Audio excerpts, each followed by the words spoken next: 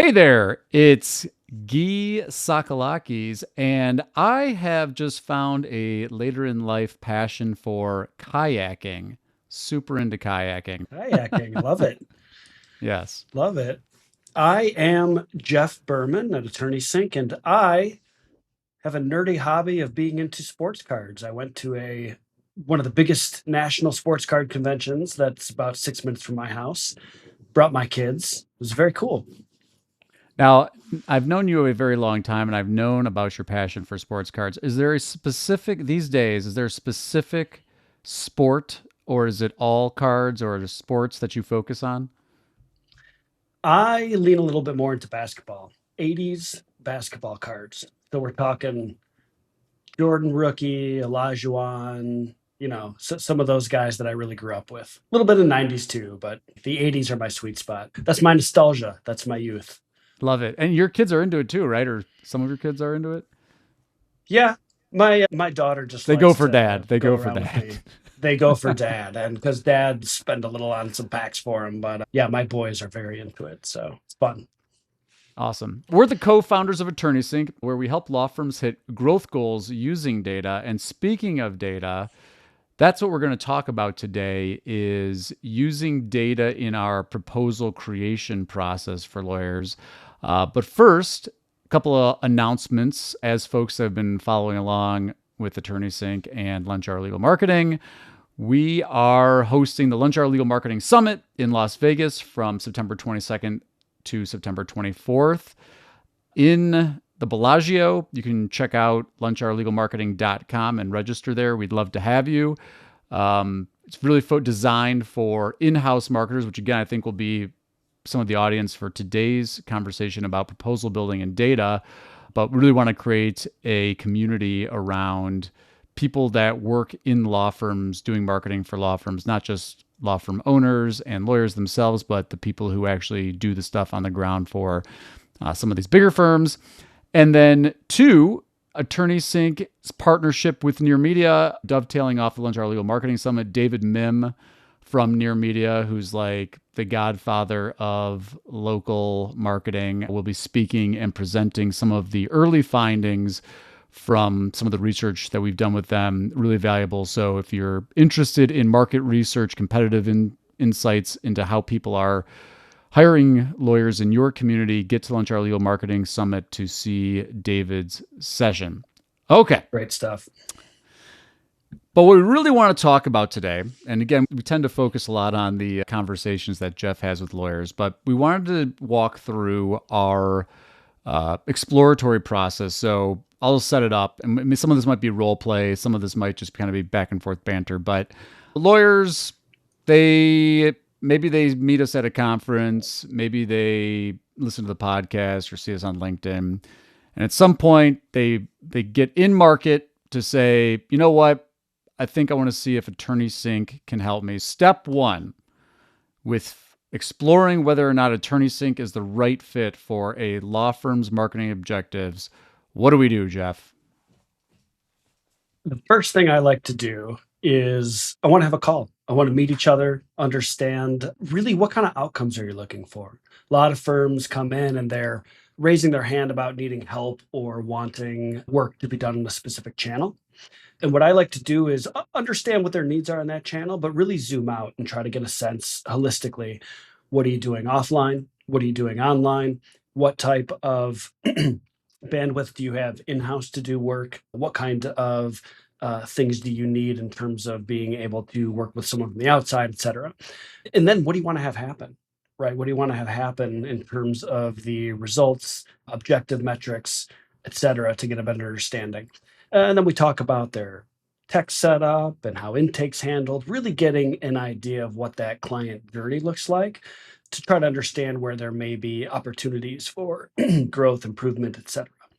So that's really the crux of that first call is getting all of that information in place so that we know, hey, what are we trying to do and where are we trying to go with this marketing? Okay. So for a little role play segment here, we'll say law firm persona one.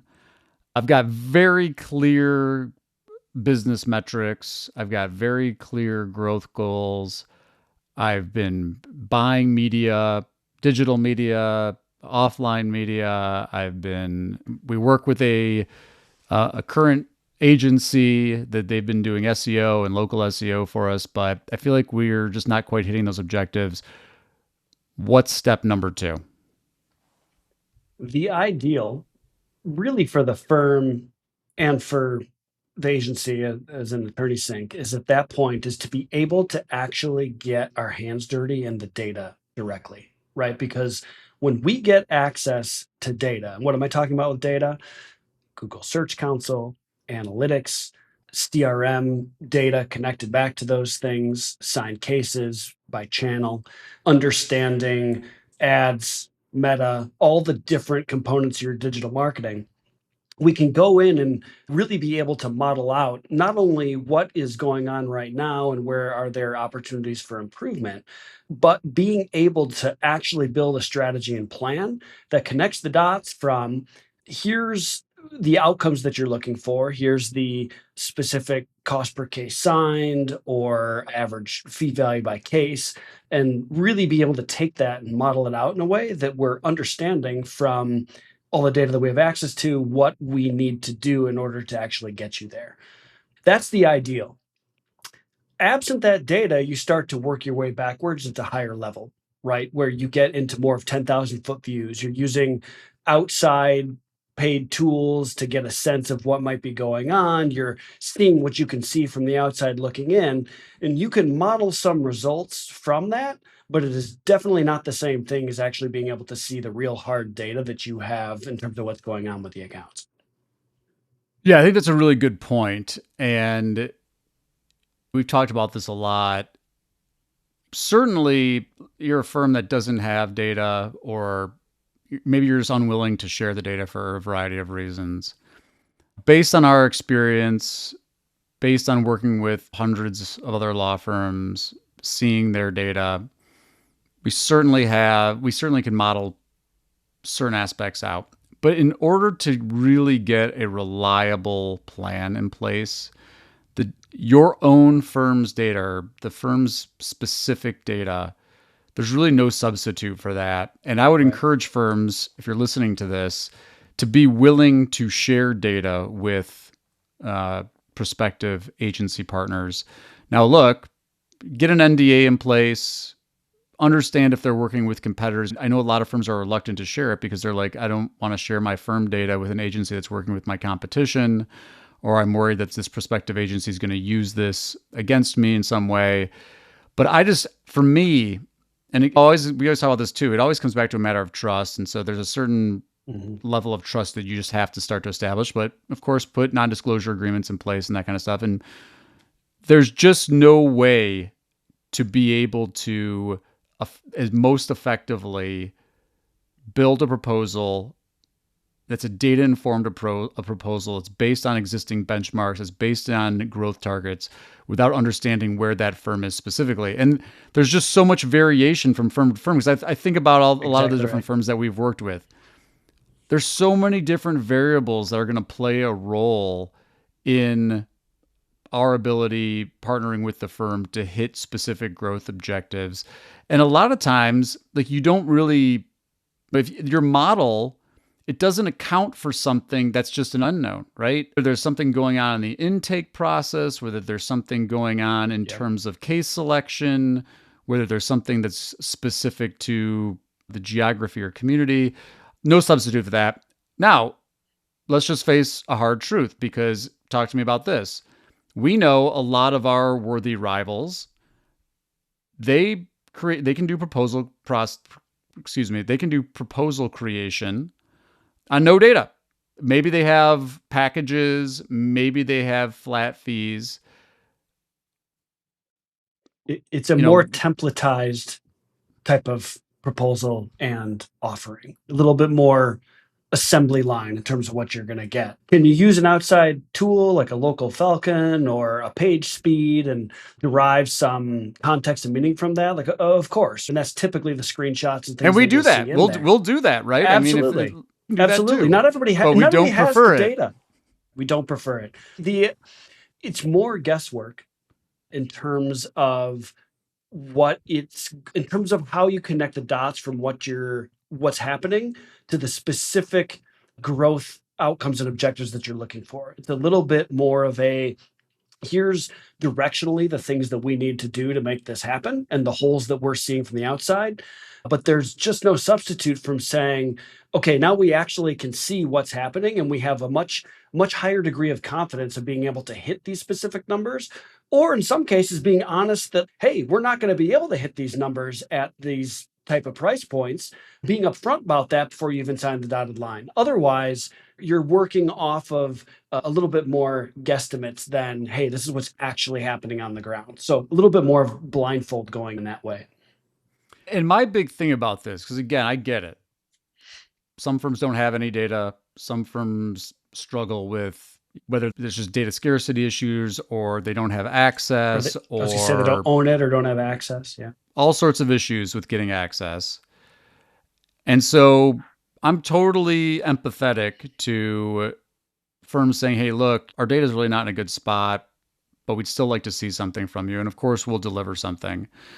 But I think the important thing for people to take away from here is that people that are creating a templatized proposal for you that is not based on any of your own firm data, it's not based on your firm's business objectives, business metrics, and they're coming in with the confidence of a data-informed proposal approach, that should be a huge red flag because they're willing to make a promise that they really can't back up. Like they're taking a guess, and I get it, and we take guesses too, but I guess the difference that I would say is that when we take a guess, we're telling you it's a guess.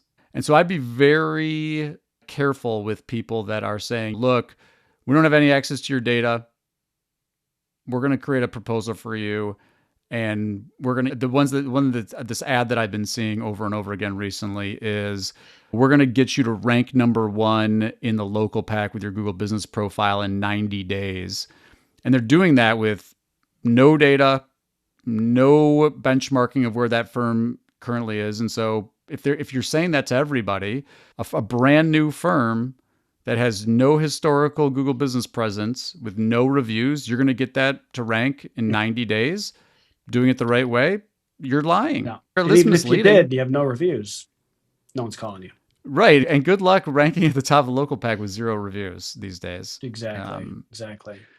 Yeah, it's just the difference of being able to base it off of, it's not just about competency, right? It's about being able to model it off of what's actually happening versus here's what we hope happens if we check the boxes, the best practices here.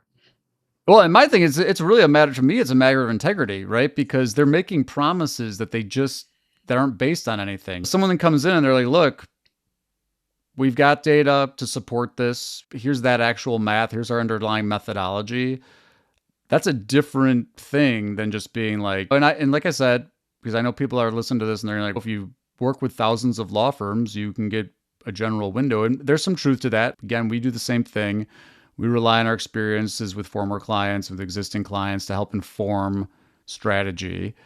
But we see this over and over again. There are nuances from firm to firm that just don't put them in the same bucket as other firms that we've worked with that might be similar practices, similar practice areas, similar sizes. It's just not, law firms are not apples to apples across the board, especially when in my opinion, when you get into the more specifics of like performance marketing. Your brand messaging matters, your creative matters. Some firms aren't willing to position themselves like other firms. And so all that's going to play a role in things like conversion and cost per and all that kind of stuff. Absolutely. Yeah, good points.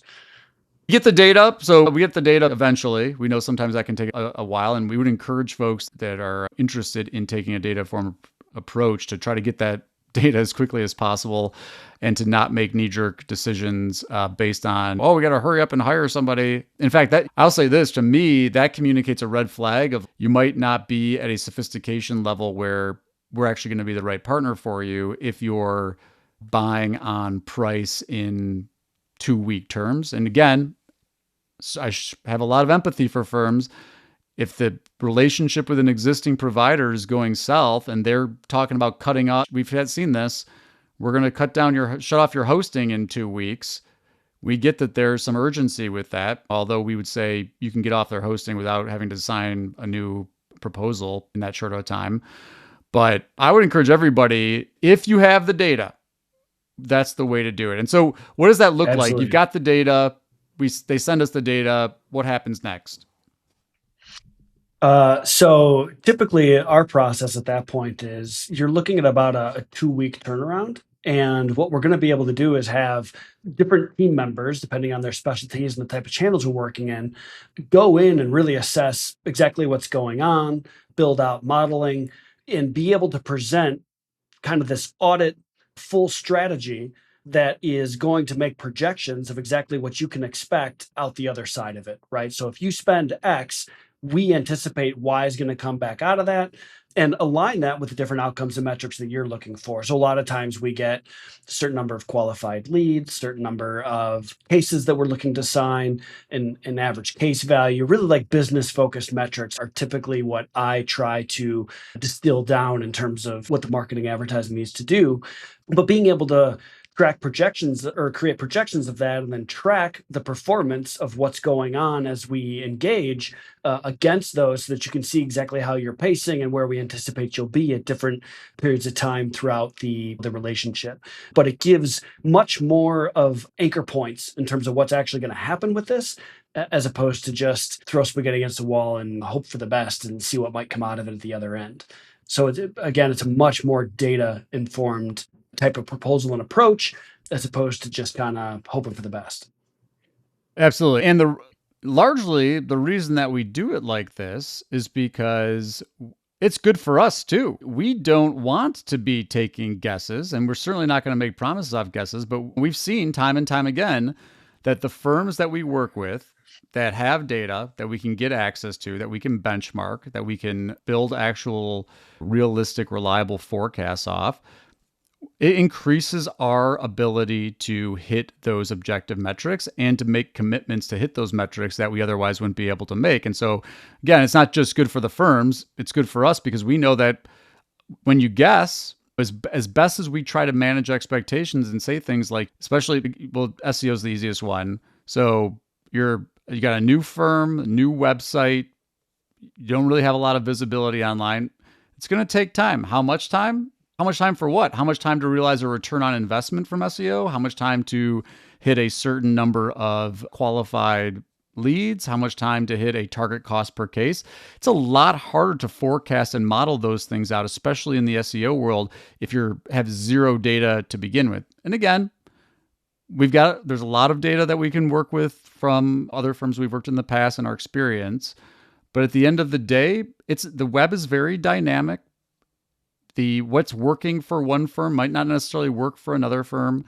And so it's in our interest as well to do that. But I think it's important for folks to understand that it's not that we're dragging our feet on trying to create a proposal. It's that No. to actually perform the diagnostic, to do the research. A lot of times we open up the data, firms will say, I've got data. And guess what? There's a lot of issues with the data that need to be fixed before you can even do the proposal, which delays it. Totally. And I'm also empathetic. That can be frustrating, that people want to make these decisions more quickly. And a lot of people are shopping around, and which I encourage you to do, comparing proposals and stuff, all good stuff. But at the end of the day, we know from experience that if you provide the data and whoever you're considering partnering with is using that data in their strategic plan, you're more likely to get a more reliable result. It's like a doctor giving you advice and making decisions based on blood work and tests versus just a quick phone interview and then writing the prescription. Can you guess and get close to the target? Yeah, with enough experience, you'll get a lot better at it. But whole different ball game when you're doing it based on the backbone of all the tests and everything in addition to it. And it's not that dissimilar. It's just more of the from a marketing angle, obviously. No, totally. And I mentioned there that firms will shop around. And like I said, I think that's a healthy thing to do. Just like I would if I'm having a contractor bid quotes on my house, I want to get a couple different options. I think that's wise. But I will say this, we've had a couple situations where we've received invitations to respond to requests for proposals. And it always brings me back to this Two Bobs episode with David C. Baker and Blair Enns. They talk about which Yep. RFPs you should respond to. And, they kind of tongue in cheek say you shouldn't respond to RFPs at all because it, commoditizes the service and all this Commoditize kind of it. stuff. But they say that in jest, and they recognize in legal this is a thing in a lot of industries. RFPs are that's the practice, that's the way that firms do it. And you're not really going to move them off of RFPs. But one thing that I wanted to say on the topic of RFPs is it's really important that if you're going to put an RFP out, that you don't put so many constraints on the nature of the engagement that it's so obvious that there's expectation misalignment from the services that you're asking for, your budget, and the nature of the firm that you want to market. And I want to explain what I mean by that a little bit. Yep. A firm that comes in, if you're a multi office location, multi practice area firm, and you want soup to nuts, media management, social marketing, email marketing, offline media management, almost anything that you can think of that you're doing at your firm for marketing, and you've got many locations and you've got many different practice areas, and you put in that your budget for these services is $5,000 a month, just making up numbers here. Don't be surprised if people don't respond to that RFP. I think about it like this. On the other side of the coin, you might say, no, this is our budget. This is what we need. This is what our expectations are. Maybe they did you a favor. Yeah. But coming back to your doctor example, the law firm in this context, putting the RFP out, they're the patient. And if you go to the doctor and you're like, I got this wrong, this wrong, this wrong, and I'm not willing to do any of the treatment that you're suggesting, don't be surprised for the doctor to be like, you know what? I'm not going to take you as a patient. Yeah. I know. And I appreciate that sometimes with an RFP, it's multiple steps later, but I think having the conversation is so critical. And I know that sometimes you just feel like you're sitting in a timeshare and getting sold. Like I'm empathetic to the process, but usually a big investment that you're making. The marketing is critically important to the firm. Going into that kind of situation and not really having a good sense of who you're talking to and who you might be working with, and if they've got thoughts in terms of how you might be thinking about the approach. I just think that there's nuance to this as opposed to the RFP kind of commoditization, which is tell us how many of these things you're getting and write it down and send it in, and I'll see if I like it or not. It just feels a little too formalized as opposed to something where that I think necessitates more of a back and forth conversation. Yeah, exactly. And I think to me, that's the root of it. And I think that's some of the root issues that they identify in Two Bobs is that it's not apples and apples The again. service. Yeah. And so there might be certain things that relate to how a partner does something or who the people are that are going to be on the account team. That's just not going to be played out in the RFP. And again, I just thinking about a couple of the RFPs off the top of my head, there are some that they define what their business metrics are. They define their budget. And you might think that's a good thing. But if you're not hearing responses to those things, it's probably because there's something in your RFP that's setting off red flags for the agency partners. And the other issue is that if you just go out and just say you put together an RFP and then you go Google legal marketing agencies and you send the RFP out to a bunch of those companies, the people who are going to respond to an RFP that has unrealistic expectations and unrealistic constraints, they're going to take your money. They're going to promise you the world, but Exactly. you're going to be sending that RFP out again in 6 months. Particularly if it's undercapitalized for what you actually need. Because there's someone that'll be glad to, like you said, take the money and try to do it. But it's very different if you have someone that's actually responding that can consult and advise in terms of if you want this done, here's the expectations around that. And again, I say that empathizing with not that fun to have a bunch of conversations with agencies and potentially salespeople, but I think that it's a pretty critical part of the process to know who it is that you're trying to build a relationship with.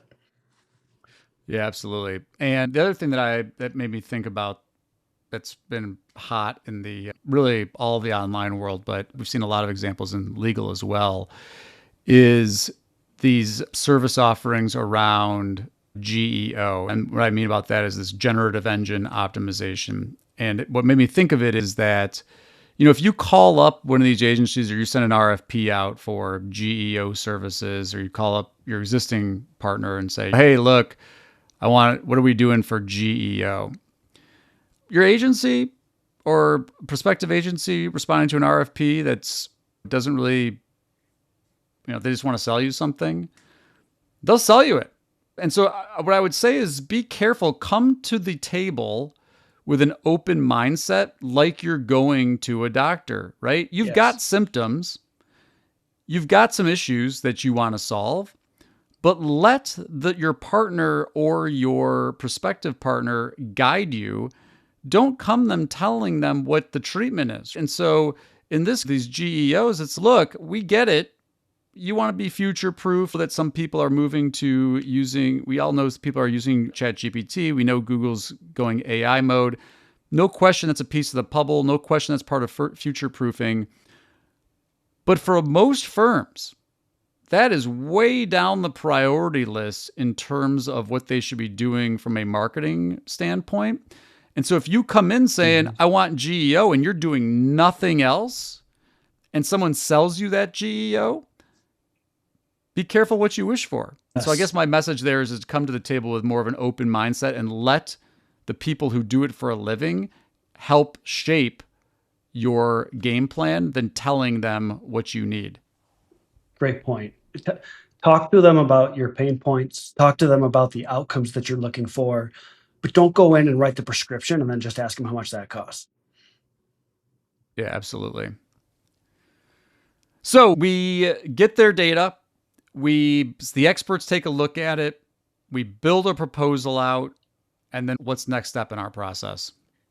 Then the next step is we want to walk through it with you. And we want to do that with team members that'll actually be working on your account with you. Getting on a meeting, being able to walk through what we found, walk through the projections, the data, and doing that with the actual experts that are working on the account instead of just doing that through the salespeople. That's the ideal last step.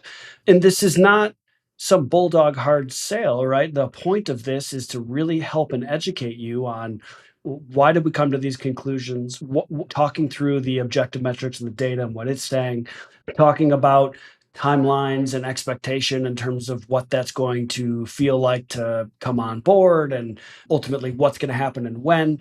Because when those expectations are clear and aligned, it's going to feel like a much better experience than if you get in there and you wind up with misunderstanding of what's going to be done, or unrealistic timelines or performance expectations, which is really the whole point of using the data and doing all of this, so that it's really grounded in something real with much higher confidence levels.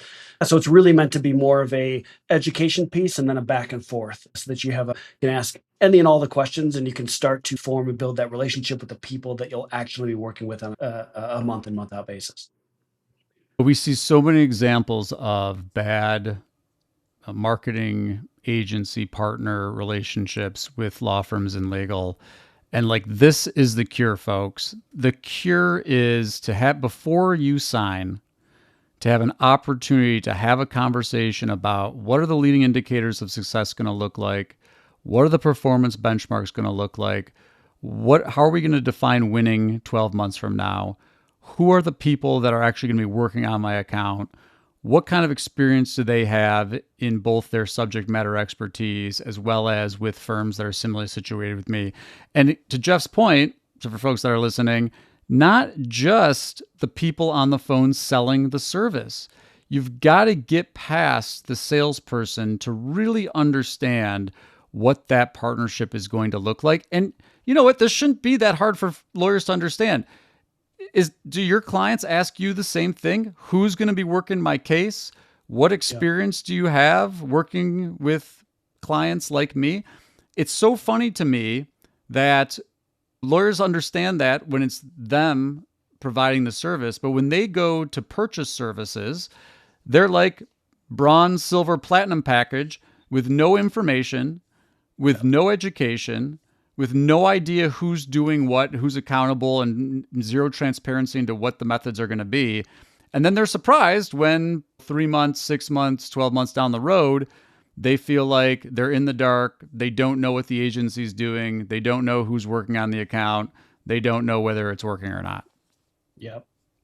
Great point. It is. It's so much of it. Look, it's a service. It's a service business in the same way that lawyers are providing a service business. In that way, think about what types of things are you doing to give your client a good experience, and then you should hold agencies accountable and expect something similar on that end when you're on the other side of it.